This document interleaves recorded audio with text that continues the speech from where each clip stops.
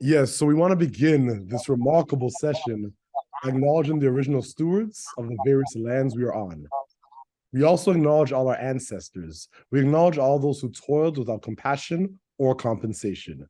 We acknowledge all the elders and community stalwarts whose shoulders we stand on as we share, build, and learn together for our collective liberation and sovereignty. We have a remarkable session this evening from one of our beloved elders who's been on the front lines of this work for a very long time, our elder Anan Lololi. He's been working on food sovereignty and food justice for 44 years. Anan is one of the founders of the African FoodBasket, AFB, an organization founded in 1995. He has been the executive director of AFB for 26 years. He also leads many remarkable initiatives across Turtle Island and internationally to bring liberation, sovereignty to our people through the model of food. So we give thanks once again, Elder, for your leadership. And I'm going to hand it off to you. Merasi pa pa pa. Give thanks, my brother Victor. I'd like to give thanks to the Almighty for giving the strength and the health to be here this evening. I'd like to give thanks to my ancestors, to whose shoulder I stand on. I'd like to give thanks to all the folks who at Setsi, who this conversation tonight, all my brothers and sisters in Black Food Sovereignty Working Group and the African FoodBasket for allowing me this opportunity to present on Black food sovereignty in Canada. I really give thanks to my brother Victor for creating this space so that we could really speak to our issues that is of critical importance to the development of people of African descent in Canada. I give thanks. So I like to say Black food sovereignty in Canada. I like to say I spread the gospel of Black food sovereignty in Canada. And when I say gospel now, I don't want people getting off on religion and so forth, because the gospel is also good news. Come to bring good news to our people. Black food sovereignty is critical to the development of people of African descent in Canada. It's a concept that is now recently circulating in North America. And a lot of folks are now tuning in to the idea of food sovereignty as different to food security. And I can get into that a little bit more as the presentation moves forward, but it's definitely a difference. So we'll start with a bit of historical perspective. I am originally from the north coast of the Amazon in a country called Guyana. I migrated to Canada in the late 70s. I was so honored. As soon as I reached Canada, I was able to get my lessons and my knowledge of what I need to do in Canada through a community center in Regent Park called Afri-Can. Basically, it stands for Immigrant Canadians. And folks in Toronto would know Regent Park is one of the first public housing schemes, our community in Canada. And in that time, there's a lot of Black folks who live in Regent Park. But Afri-Can is an institution that really schooled me to know myself and know my place and what is my duty living in Canada as a person of African descent. I got hooked up with a band called Truths and Rights, who was another great experience for me that I cannot thank the members enough for what they did for my life in getting me conscious and giving me an understanding of how to work together. That definitely influenced my work in Black food sovereignty and in the African FoodBasket. But one thing I would say about this band, it had a motto. And to this day, it is my motto of how I move forward and the things I do. I've always been working as a community worker. I was working for community. And the motto was create to relate to the struggles of our people. Because we as people of African descent are in a continual struggle fighting anti-Black racism. So let's go on this journey, the gospel of Black food sovereignty. And I thank everyone who's on this call today to share with this knowledge, and I'm willing to learn. You could put any questions in the chat so that we could have a conversation. This is not a talk shop, but this is a workshop, because we're working tonight. I'm working with you, and you're working with I. Give thanks. Black food sovereignty in Canada. So I can do a little bit of African food basket.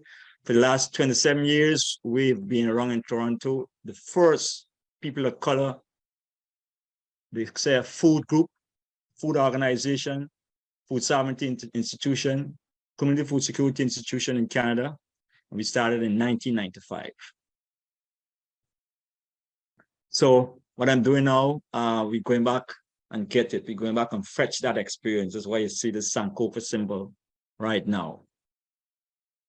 So we started October 1995, and basically the institution and the focus was a community food buying club, like a food cooperative, non-profit cooperative food buying club.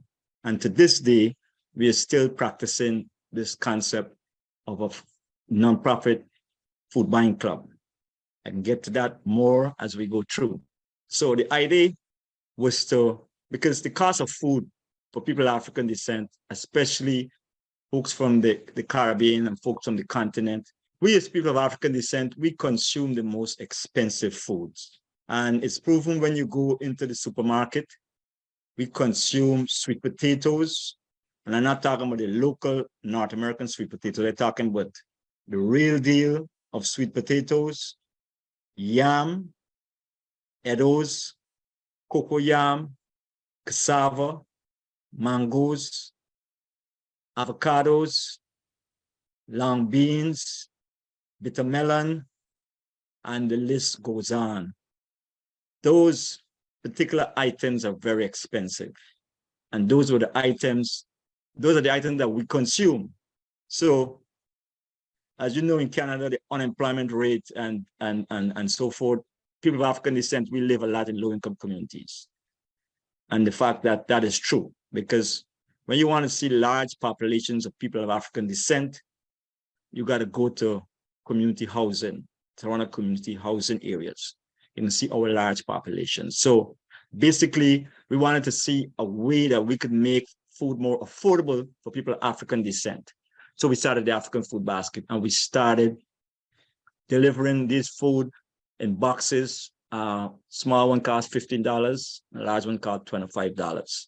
Now, if you go and you buy that particular box of food retail, it costs between $35 and $40. The reason why the cost was so low, we buy in bulk, and we had lots of volunteers.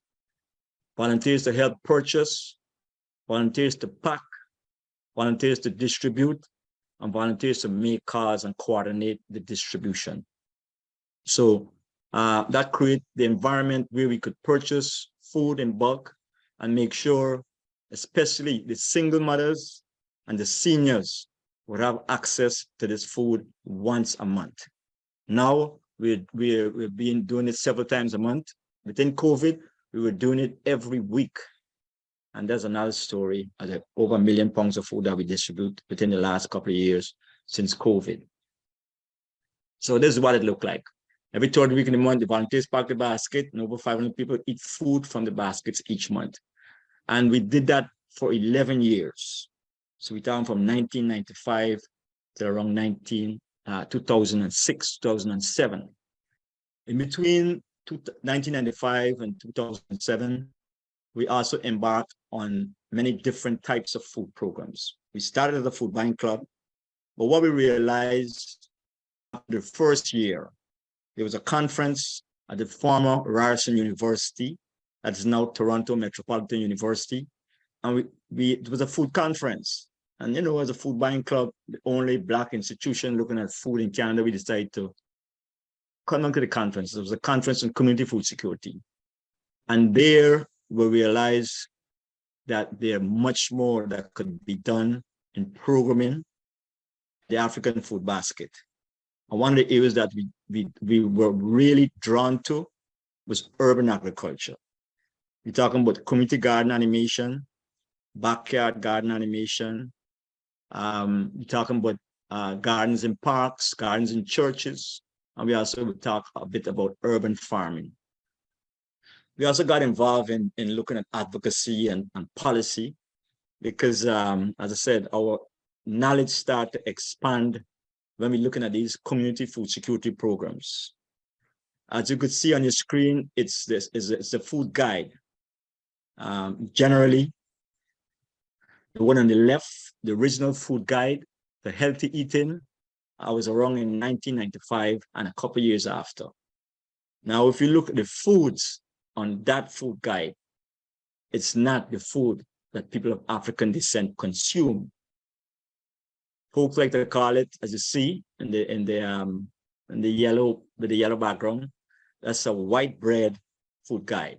It's not culturally specific. But after a few years, I think about after 5 or 6 years, the government of Canada adopted a new food guide, and they call it one that's more culturally specific.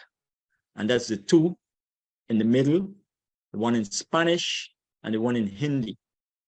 So, and I use the one on the right as a food guide of Guyana. When I came down in the 90s, in 2000, I got this from some colleagues down here, and it shows you what the food guide would look like in the Caribbean. And I would say to some extent in Africa and Latin America and South America. So you could see the difference. But as recently, the government has changed the food guide. One good thing I could say about it is that it's much more plant-based. I think it's about 75 to 80% plant-based presently. So over the years, we lobbied the government about making sure the food guide is more reflective of diversity and people of color, especially people of African descent. Community food animation, as I spoke about earlier, this is an area that we realize we need to get involved in, because if people in our community don't have money to buy the food, the other alternative is to do the best thing they could do, grow their own food. So we started what we call community food animation. We first started in establishing community gardens, and then we went to backyard gardens, and then we also got involved in urban farming. We managed 2 urban farms, one at Jane and Steeles, and one in McVean, in Brampton, at a farm called McVean Farm. I'll tell you a little bit more about that as we move forward. We also got involved in school gardens. We had a garden for the new Afrocentric alternative school garden at Dunsview, where we engaged with some teachers and some of the students. So you can see in the upper right of this screen, some of the students in the garden. And these are several other community gardens across Toronto that we got involved in. We got involved in a lot of food programs, especially in the community of Lawrence Heights and in Rexdale also.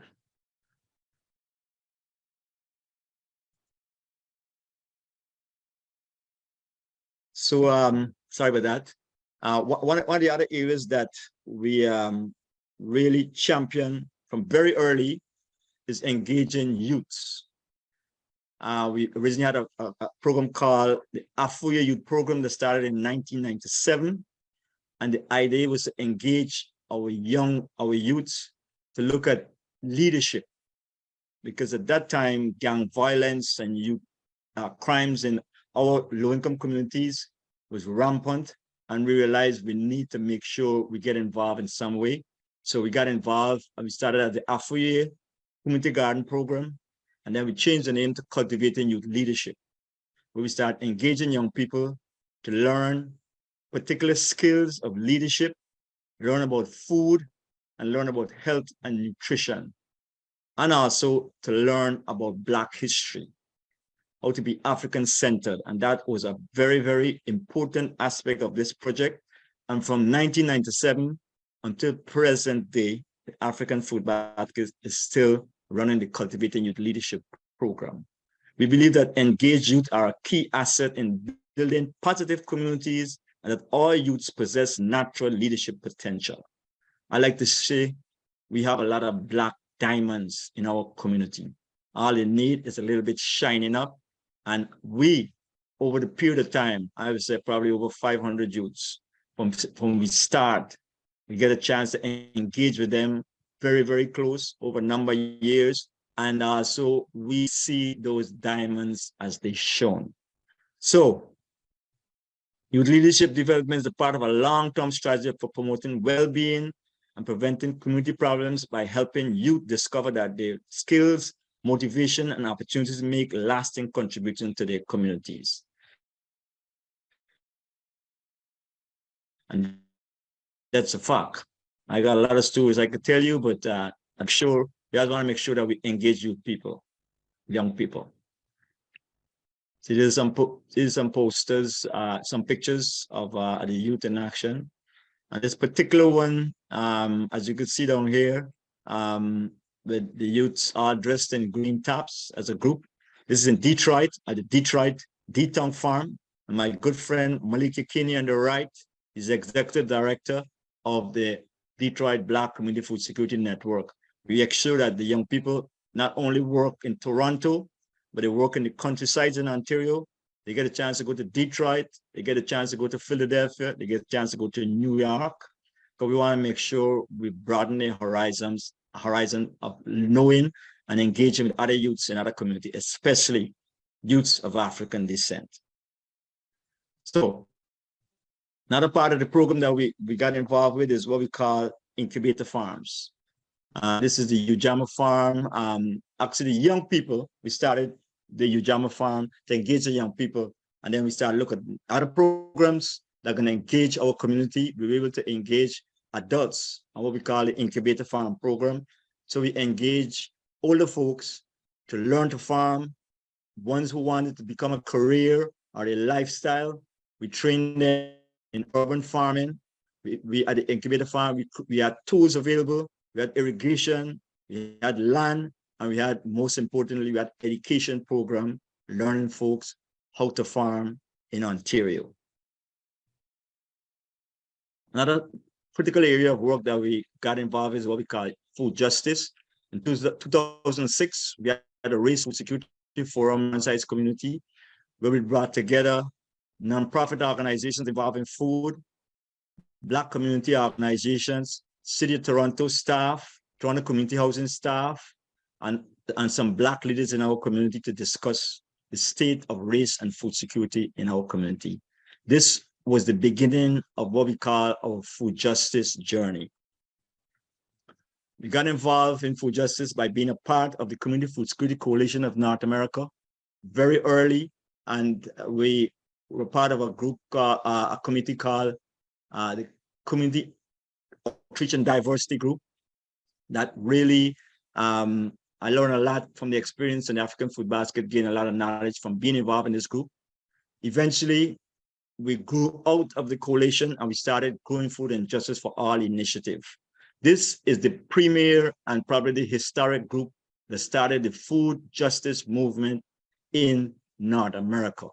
The Growing Food and Justice for All initiative is a new comprehensive network that dismantling racism as a core principle that brings together social change agents from diverse sectors working to bring about new, healthy, and sustainable food systems and supporting and building multicultural leadership in impoverished communities throughout the world. Our focus was North America. I'm talking about Canada, and I'm talking about the USA. This group really created a new way how we look at food and how we engage with food security organizations, which predominantly were white institutions. People of color were hardly involved in it at that time, from 2000 to around 2010. Right now, it's a very changed movement. There are many different strands of food movements now, other than just one food movement. My focus to this conversation is on the Black food movement. That's why we're talking about Black food sovereignty. So I'm getting into the key area of our conversation, cultivating Black food sovereignty in Toronto and by extension, Canada. I like to quote this quote from our prophet, our leader, this great Black man from Jamaica. His name is Marcus Messiah Garvey. If you don't know him, get to know him. Marcus Messiah Garvey. His writings and his teaching has been able to influence most Black leaders from the early 2000s, early 1900s to present. And this is what you have to say. I put up this quote because it speaks to sovereignty. If you have no confidence in self, you are twice defeated in the race of life. We need confidence because when we talk about sovereignty, we talk about defining our future in every way.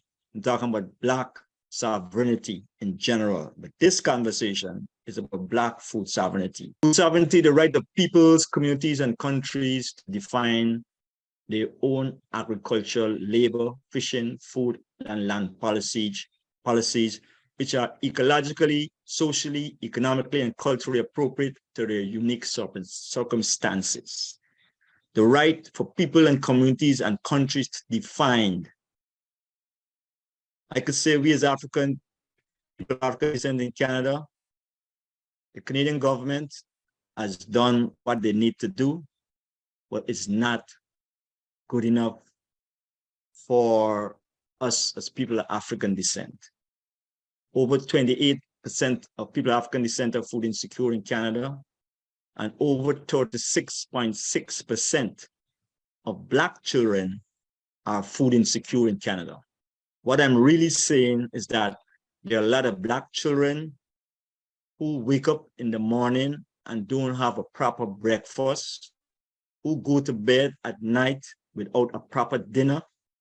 I'm not talking about fast food. I'm not talking about garbage food. I'm talking about healthy food for their breakfast and healthy food for the lunch and healthy food for the dinner. So we have a third of our population. And you know the problems of not having healthy food or proper food. There's mental health. There's many health issues to do with folks who are food insecure. So food sovereignty also includes a right to food. Food is a human right, okay? Like any other right, food is a human right that should be adhered to. It includes the true right to food and to produce food. We don't want to be given food. We want to make sure we produce our own food. That is defining food sovereignty, where we define what we need rather than folks giving to us, which means that our people have the right to safe, nutritious, and very important culturally appropriate foods. You know, if you're a person who grew up on rock and roll or classical music, European classical music, and you come from a place like Jamaica, or you come from a place like Brazil, or you come from even the United States, you would know that that music is not your music. And like food, like music, we need food that is culturally appropriate. Like we need music that's culturally appropriate. We need food that's culturally appropriate. And so nutritious and culturally appropriate food and food producing resources and the ability to sustain themselves and their society. Basically, what it's saying is that we need to define our food system or sustainable food system, but also we need the resources to do this. Now, when I say we need the resources, it's resources that everyone who is involved in food production in Canada get. So we're not asking for no special privileges. I'm going to talk about the originators of La Via Campesina, of food sovereignty. There's a group called La Via Campesina. The Via Campesina means the peasant way. And this peasant group, putting forward the peasant way, has started the most important food systems revolution in the world from 1993. And this organization of international farmers was founded in 1993 in Mons, Belgium, with headquarters in Zimbabwe presently, and formed by 182 organizations in 81 countries around the world, and describes itself as an international movement which coordinates peasants' organization of small and middle-scale producers, agricultural workers, rural women, and indigenous communities from Asia, Africa, America, and Europe. And this movement is growing from strength to strength.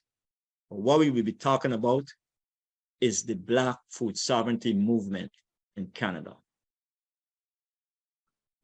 The VA campaign introduced the right of food sovereignty at the World Food Summit in 1996 as the right of people to healthy and culturally appropriate food produced through sustainable methods and their right to define their own food and agricultural system.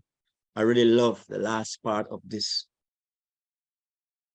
statement, of this paragraph, and it says the right to define. We're talking about our human right, the right to food, of defining our own system. As I said before, if the government had known what they need to do, we wouldn't need to define our own food system. But right now we're working with the government so we could collectively define our own food system in Canada. The phrase culturally appropriate signifies that the food that is available and accessible for the population should fit with their cultural backgrounds of the people consuming it. For example, subsidized and imported wheat products will not fall under this category in any country where corn-based foods were the basis of traditional meals. We're talking about places like Mexico, we're talking about some countries in Latin America, many countries in Africa. So, food sovereignty versus food security. This is a question that always comes up. I want to make sure I get it out of the way. Food sovereignty differs from food security. Food security was defined as physical, social, and economic access to sufficient, safe, and nutritious food at all times to meet the population dietary and food preferences for an active and healthy life. Food security is more focused on the provision of food for all by whatever means necessary, whether by local production or global imports.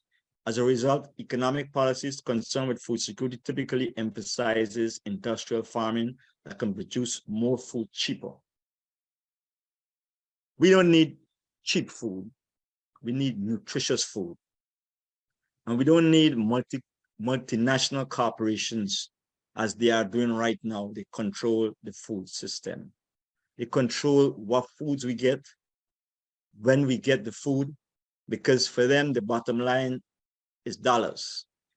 But in food sovereignty, the bottom line is health and nutrition and culturally appropriate and ecologically safe food. It's not about the dollar. So the idea of food security has gotten old.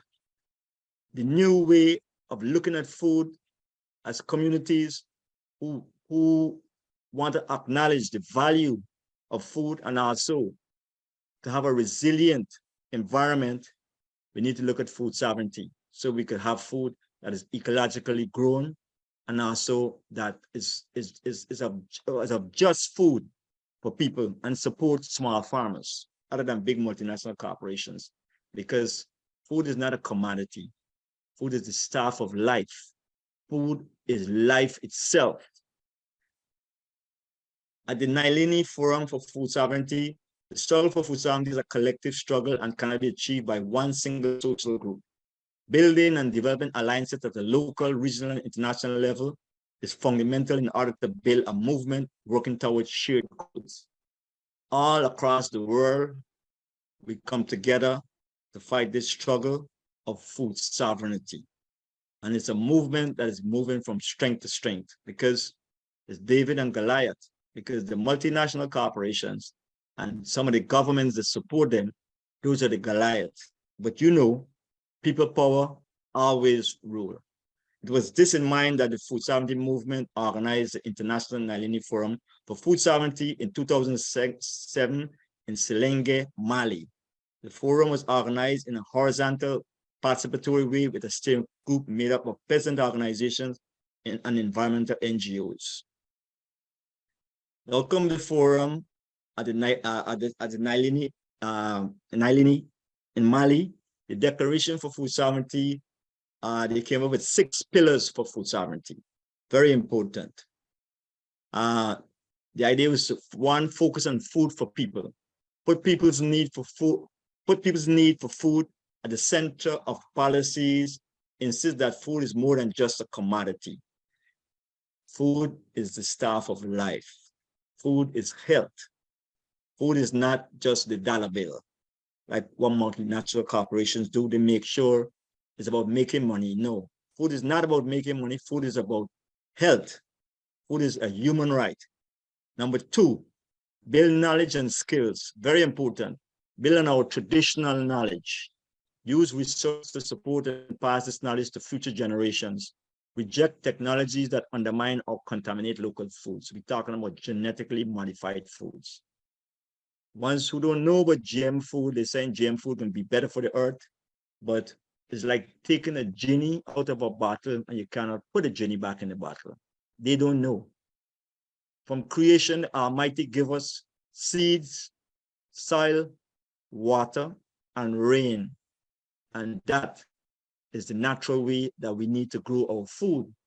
If we need pesticides, if we need herbicides, if we need any fertilizer, we could all be done as natural as possible. It doesn't need that chemical because the chemical runoff from farms are contaminating streams, rivers, and even the ocean.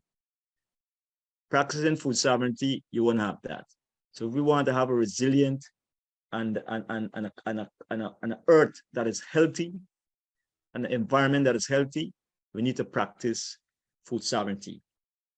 Working with nature, optimize the contribution of ecosystems, improve resilience.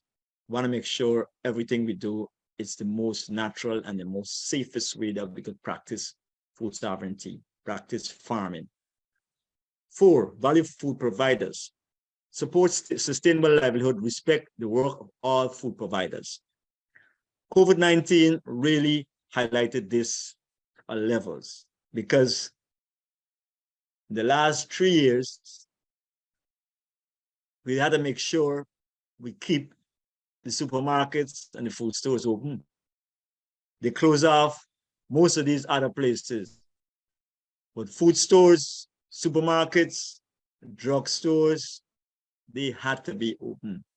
So value food providers, these are the people who keep us living. Know that food is the single most important thing to humankind. So we have to value the people who put the food on our table and respect them and value the food.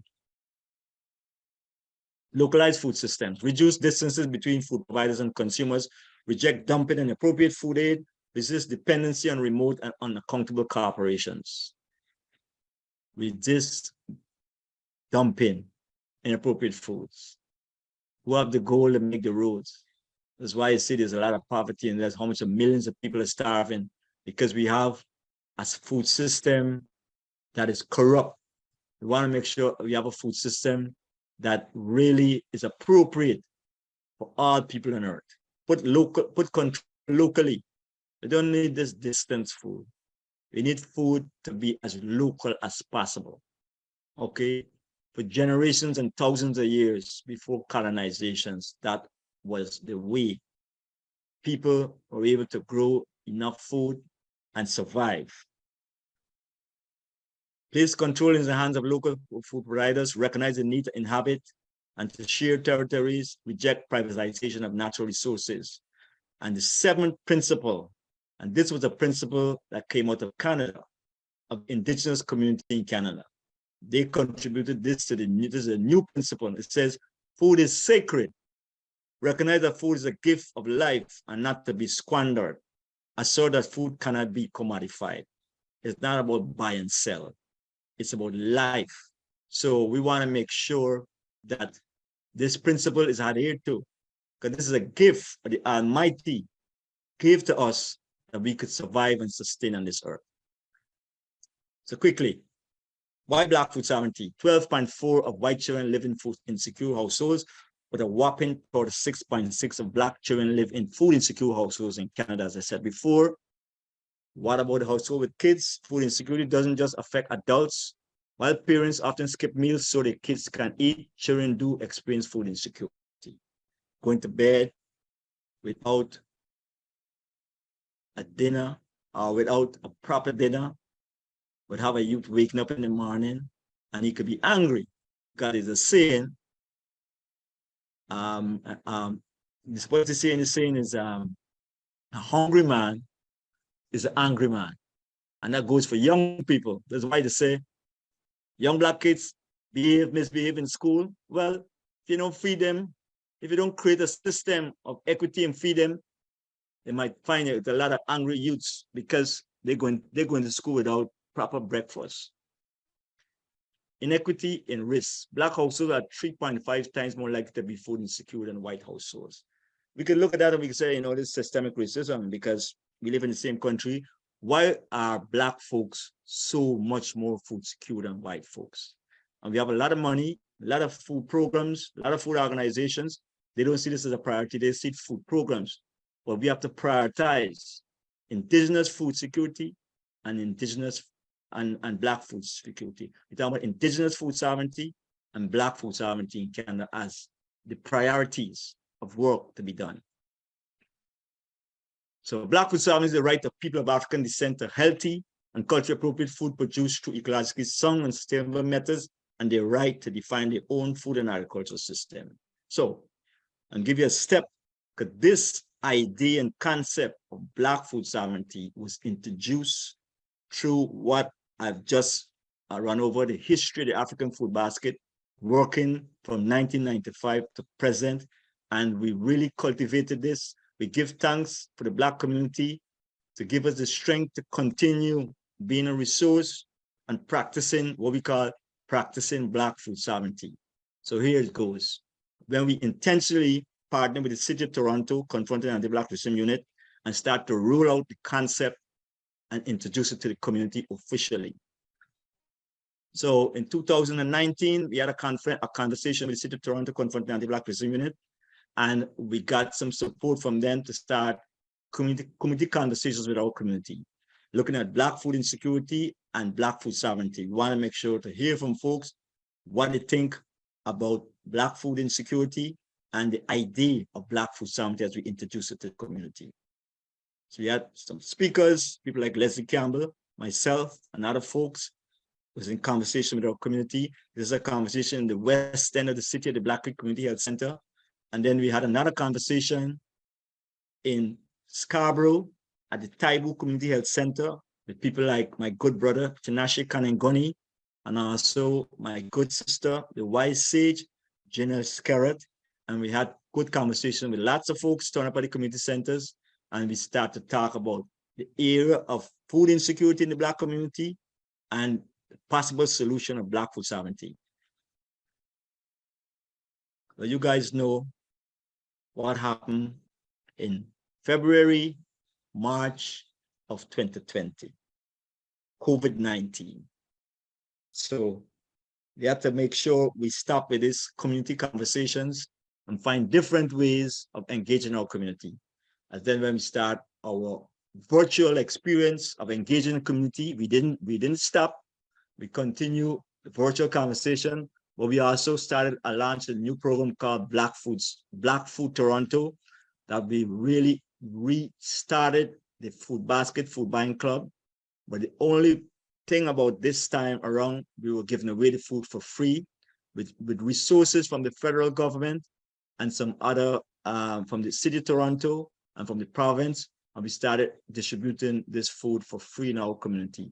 We were doing over 500 baskets a week for about a year and a half to 2 years. And we distributed over 1.5 million pounds of food in our community, especially to the most vulnerable, the seniors and single mothers. So here it is. Every week we support over 450 families. We need your help to increase our impact. We need your support. We even had a seniors basket in collaboration with a group called Supreme Foundations. We had many collaborations with many community groups, many churches, many institutions to make sure this food reach our community within that 2020 to 2022, 2023, we still distributing this food in our community. So in the fall of November 27, we had our first Cultivating Black Food Sovereignty Conference, where we were able to have 2 days of conversation on Black food sovereignty. The purpose of the conference was to understand that the issue of Black food sovereignty in the light of COVID-19, the City of Toronto response to emergency food relief for Black communities, to generate a shared understanding of food sovereignty within and applicable to Black communities in Toronto, and strengthen stakeholder commitments to build the Toronto Black Food Sovereignty Alliance and achieve food sovereignty. And that work has continued from November 2020 to present. 2021, in partnership with the Network for the Advancement of Black Communities, we continue this conversation with a Black Food Sovereignty Roundtable, engaging our brothers and sisters in the US, from Mississippi, from Cooperative Jackson, Sacagawea, Saki Hall, and Kali Akuno, to share the experience and their food sovereignty work with us in Toronto. Also, most importantly, we were able to network with the Indigenous community because we wanted to hear about the Indigenous food sovereignty experience. We invited one of the keynote speakers, the leader, Don Morrison, of the Shukmek Ancestry, founder and curator of the working group on Indigenous food sovereignty. Good conversation. We're still in conversation presently. We're involved in an Indigenous and Black food sovereignty planning group. We were planning, sharing ideas of how we could strengthen each other as a people, as a sovereign people, to move forward the agenda of food sovereignty. In 2020, 2022, 2021, actually in 2021, the City of Toronto, after our conferences and our contribution, the city approved Canada's first Black food sovereignty plan, responding to the need for immediate and comprehensive action to address the problem of food insecurity experienced by many Black Torontonians. This was historic. This is historic in many ways. In the first city in North America, probably the first city in the world that has an intentional program looking at Black food sovereignty, where people of African descent defining their food sovereignty. So, in June 2020, in response to the health impact of anti-Black racism, the Board of Health decided that anti-Black racism is a public health crisis. The Toronto Board of Health declared anti-Black racism a public health crisis. What they're really saying? They're saying racism against Black folks is a health crisis. A series of initiatives to address this challenge, including the development of a Black food sovereignty plan, were approved. So, this plan has 3 interlocking goals: develop a city-supported Black-led initiatives dedicated to addressing food insecurity issues that disproportionately impact Black communities, identify and establish sustained support and funding for food-focused B3 organization and Black food sovereignty community infrastructure, and 3, engage, align, and leverage new and existing city strategies and initiatives to advance systems change and share goals to realize Black food sovereignty outcomes. Right now, we're looking for support from our community to make sure we really realize the Black food sovereignty plan 3 interlocking goals. Structural barriers like food apartheid and disconnected Black food networks. They have limited access to green space, research so that poor and racialized communities have less access to green space in the city of Toronto, including parks and tree canopy cover, and on the whole are more vulnerable to food security impacts related to extreme weather events. Uneven access to sustainable funding and resources. We give thanks that the city has prioritized funding for Black food organizations.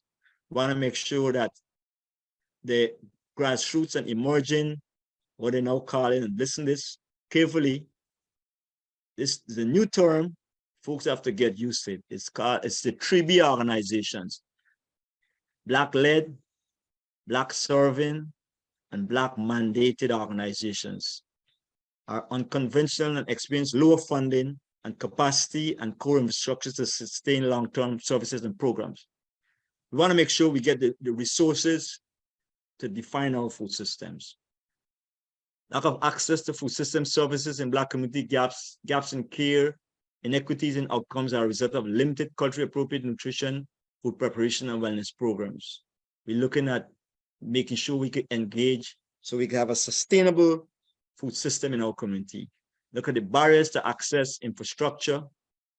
We've been asking for the last 3 years for a warehouse for the African FoodBasket to make sure we could pack these baskets, and it's been a challenge. We're looking at seeing how we can overcome these barriers and systemic barriers for us to access resources necessary to cultivate Black food sovereignty. For building Black food sovereignty, culturally appropriate food and health systems, sustainable funding, growing space, Black hubs and cultural markets, accessible infrastructure, and I think the most important, African-centered food sovereignty, nutrition, food security, health promotion programs developed with an anti-Black racism and African-centered lens. When I speak about the African-centered lens, I'm speaking about people of African descent looking back at the way we live, pre-colonial Africa, African-centered. We have to always look to the roots. We have to always look to the foundation. That's why we say the Sankofa principle, we have to look back to move forward. So we have to make sure you are what you eat. And people of African descent are what we eat. People always talk about Usain Bolt, why he's running so fast. I think I may have the solution. Is that wonderful sweet potato and those yams, okay, and cocoa yam and callaloo from Jamaica. That may be the answer. You are what you eat. Those are African foods.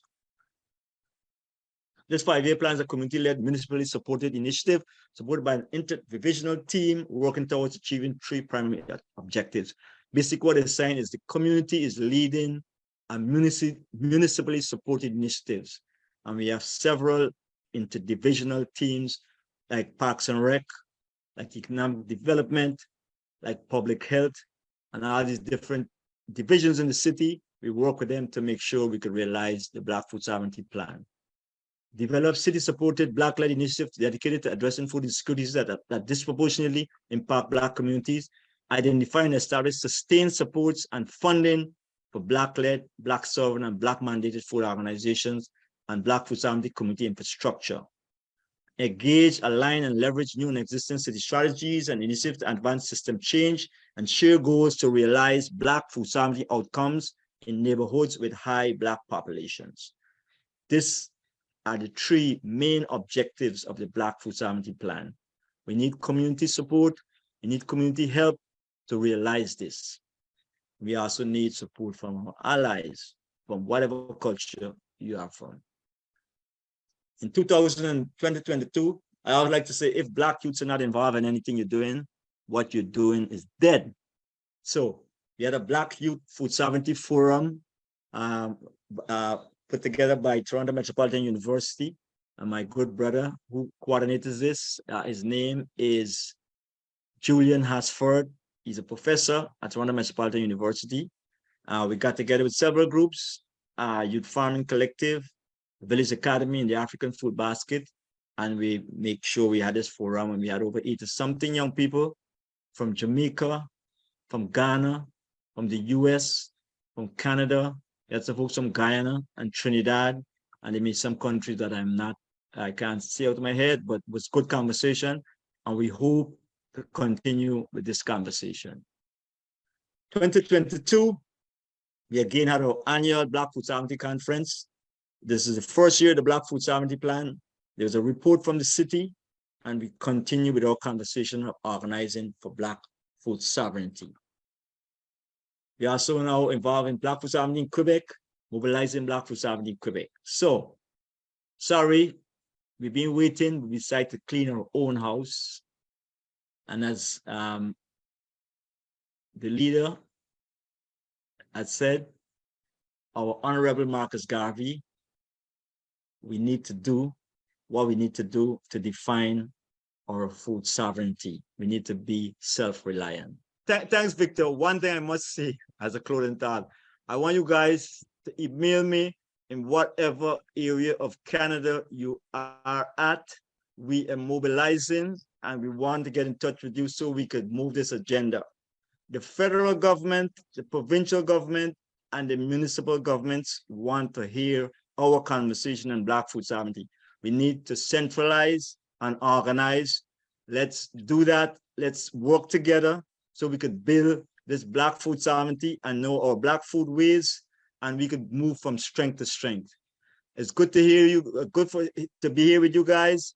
My brother, Victor, thank you so much for this opportunity, and thank Setsi for keeping this journey of Black sovereignty going.